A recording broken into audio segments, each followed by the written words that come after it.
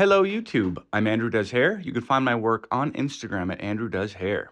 This is my friend Ash. He's a dentist, a cyclist, a father, just an all-around great guy. Freaking love this guy. I've been cutting his hair for a long time, and he's one of those clients who I met as a client and became personal friends with. We just had like a ton of stuff in common and hit it off. Anyways, Ash has very curly hair. And in the beginning there, it was kind of hard to see. It looked a little bit wavy. That's because it was under a hat all day, being held flat against his head. And so it was allowed to kind of dry and set straight. But believe me, his hair is incredibly curly. So before he started seeing me for haircuts, he only pretty much knew his hair could be curly. And I more or less kind of introduced him to styling his hair in this sort of straight fashion. And so I've always wanted to use his hair for one of these videos because it is such a big transformation every time we cut his hair. It goes from so curly to like so much different looking. And he's a very handsome guy. So anyways, as I'm cutting through the top of his hair here, we're just doing some basic square layers. I'm beginning with wet hair because that allows me to take this hair in smaller pieces. If I'm working with wet hair, I can take it and comb it out of my way for the most part and grab smaller little bits more tidily, more neatly. To where with dry hair, it's very hard to control the hair to take small pieces as I am here. And so I'm just pulling everything straight up and cutting it parallel to the floor. And I'm just giving him like the lightest little trim. Basically what I do in a case like this is I look at how much hair is on the sideburn where I know was bald the last time he came here. And that's how much I'm cutting off the top. And that's pretty much how we maintain the length on the top of his hair. But it is very important to note that every time I pull up his hair to cut it, I'm pulling it as tight as I can. I don't want any curl in there as it's being cut. And so when I'm cutting the wet parts of his hair, I have to pull it straight to cut it to make sure the cut's going to be straight and even. So what I'm going to do here, as I just applied a little tiny scrape of ADH wet, is I'm going to blow dry his hair straight before I cut the rest of it. And the reason being, if his hair is straight, I don't need to put the same kind of tension on every single piece like I just did for the top. I don't have to pull out the curl if I blow dry out the curl. And you'll see that through the rest of the haircut, my cutting techniques aren't going to involve tightly holding hair between my two fingers because I won't need to pull the curl out if I blow dry the curl out. So as I rough dry his hair here, I'm just using high heat and high power, and I'm wiggling it around by hand and mostly pushing it in the direction that I want it to be styled. And once the hair is like 90% dry and it's starting to get really poofy, I'm going to grab a brush to increase the tension that I'm using while I style his hair.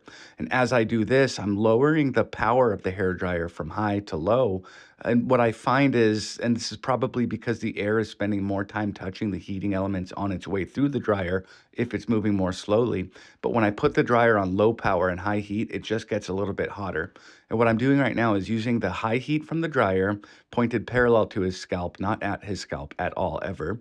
And I'm using the tension from the brush to together pull the curl out of his hair and set it straight. And each different direction that I pull the hair here against his scalp is going to work out a little bit more of the wave, a little bit more of the curl. I prefer this technique over a flat iron because it tends to look a little bit more natural. It'll look like he just has slightly wavy hair when we're done, versus with a flat iron, it's very easy to make the hair look like too straight, like fake straight. If I were keeping these sides longer and not planning on fading them off, I would probably grab a boar bristle brush to continue straightening the sides of his hair. But since I know they're going to be cut off, they only need to be kind of straight enough. And in these transition areas on the corner where the hair is a lot wavier in the back than it is in the front, I'm going to need some extra heat and extra tension to continue smoothing those out. So we'll be leafing the hair around there and around the front to add some volume because I want these hairs to lay as straight and uniform as possible before I cut them, since I'm not going to be able to grab them and pull them tightly with my fingers to make them straight. It's a case of the straighter and smoother I get the hair now, the better the cut's going to end up, and then the less you'll need to straighten it later to look good. Let's take a moment to appreciate the vast, massive difference that a quick blow dry made. He does this to his own hair every single day. He bought the fancy hair dryer, he bought the fancy brushes, he buys the fancy product, and he looks like this every day. And so to the barbers and stylists who say, oh, well, clients won't do that, they will if they care.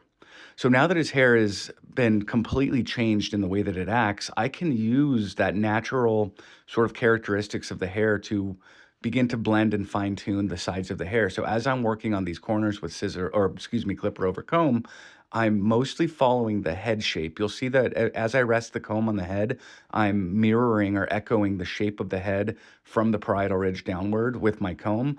But at the same time, I'm lifting the top and paying attention to how much the hair bends and how it wants to move and flow.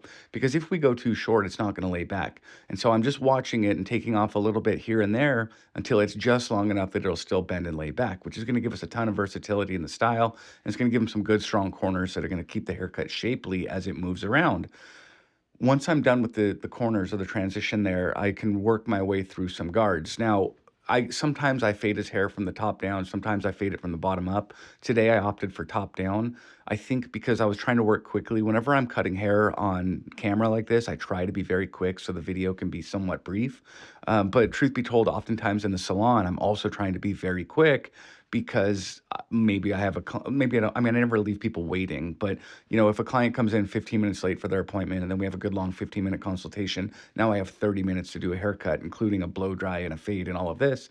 And so what I find is by fading from the top down, I can fade much more quickly. And when I decide whether I'm going to fade bottom up or top down, it's very much a gut thing. A lot of times in the moment, I can't tell you why I chose one or the other. But looking back at this, it's because I didn't want this video to become too long, and I wanted to just use the quickest techniques that I had. And in the end, the result of doing a top down fade versus a bottom up fade, I think I could see the difference and tell you, like, looking at my haircuts, like, oh, that one was top down or that one was bottom up. But I think other barbers, maybe probably 70% of the time, could guess the difference. And the average consumer, maybe like 10% of the time, could see the difference. It's a very subtle difference depending on how often you do these different fading techniques. But the idea with the top down fade is you're not putting in a guide and taking out a guide and putting in a guide and taking out a guide. You're kind of freehanding the whole thing from the top to the bottom, and you're blending as you go. You never put in a line, so you never need to take out a line. So you're doing everything in one step instead of two. And basically, as I start working with each new size or guard or clipper length, as I'm testing it on the head, I'm going to work a little bit lower with it than where I'm pretty sure I'm going to need it. And what I'm doing is watching the coloring that it produces. So the back of the head is a lot more dense than the front of the head typically, and you'll get a much different coloring out of any given guard or size compared to that same guard or size near the front of the head. And so as I'm working around from the front to the back and moving the clipper open and closed and using whatever guard I'm using, I'm really watching what color it produces in each new area that I move to. And then I just know, okay, I'm painting with that color. And from time to time, I'll have to slap a guard back on to retouch areas that I missed. It's also very important as you're working very close to the scalp to stop and scrub any loose hairs off of the scalp. It is very possible to see loose hair clippings stuck to the scalp and think that it's hair that needs to be cut off, and then you keep hitting it with the clipper and you're just cutting off hair that doesn't need to be cut off because you're looking at clippings on the scalp. And so I'll stop and brush those off when I start working very close to the scalp like this. And here with my edger or trimmer, I want to do every job with it that I need to do with it before I set it down. And so I'm doing the bald area and the lineup kind of at the same time. Like, I'm not even going to turn the chair in between the jobs. Like, if I'm right there next to the temples and I'm holding this thing, I'm doing the lineup. I used to do this at the lineup part, the edge up part, as a completely different step of the haircut. And I find that by just like stacking jobs together and using one tool for a little bit longer, like, I should have already blended this beard, but I kind of forgot to do it and went back to it. And that 2 seconds it took me to grab the clipper to do that really adds up over the course of a haircut. Okay, so at this point, I'm going to use no heat and high power to kind of get all the loose hair off of his scalp and out from around his haircut. And as I'm doing this, I'm moving the hair, I'm watching how it moves to see if the blow dry needs to be touched up. And over on this left side where his hair kind of grows forward, it does need to be touched up. And so I'm going to switch to high heat and low power to kind of soften up and loosen the hair again. And then once I get it kind of moving where I want it to stay, I'm going to hit it with the cold shot to lock it in there. You see, wherever your hair cools is where it wants to stay. So you get it hot, you work it around, you cool it right where you want it. And I want this side to lay back, and so I cold shotted it back. And now that, again, the hair is laying mostly in the way that I want it to, I can go in and refine with scissor over comb.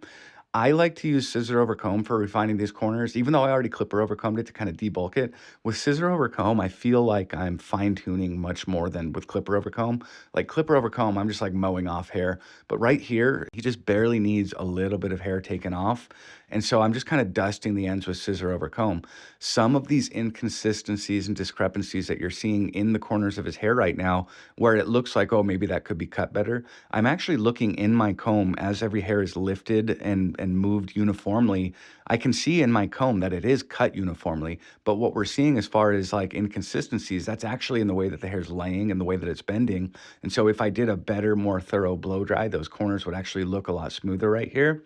And oftentimes, if I'm not positive while looking at the hair in my comb as I'm dusting these corners with the texturizing scissor, if I'm not positive that the haircut is good, I will stop and blow dry it even better just to make sure that even without combing it out to look at the lengths under tension, I want to make sure that they look good.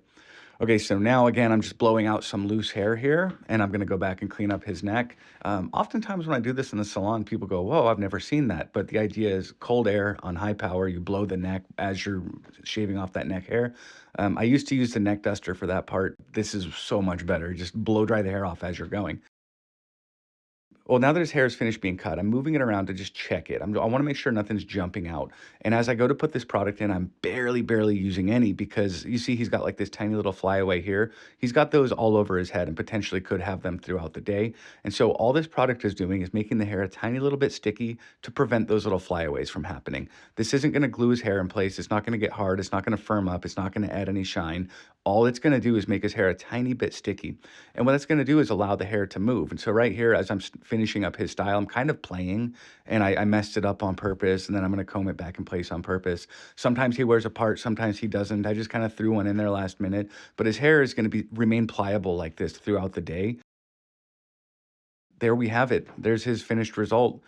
Quite a big drastic difference from what he came in with. Believe it or not, like this will look good no matter how much he straightens it or doesn't straighten it. If he wears it curly, it'll work. If he parts it, it'll work. If he wears it straight, it'll work. Like there's no wrong way to style this. In fact, maybe the next time he comes in, I'll style his hair multiple different ways off the same haircut. You know, we'll do like a curly, wavy, and straight style and get shots of each of those. Thank you so much for watching. Please like and subscribe if you're into this sort of thing.